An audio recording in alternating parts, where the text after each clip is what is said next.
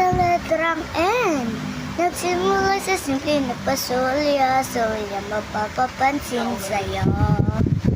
Umabot na balik ng mga mamensa, kilig na kilig ako.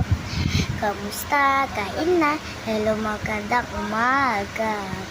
Ingat ka, pahinga, huwag ka masyado magpupuyat pa. Naramdaman ng puso na dahan-dahan ang nagulat sa'yo. Sa kag-araw natin na pag-uusap, pero namumuo.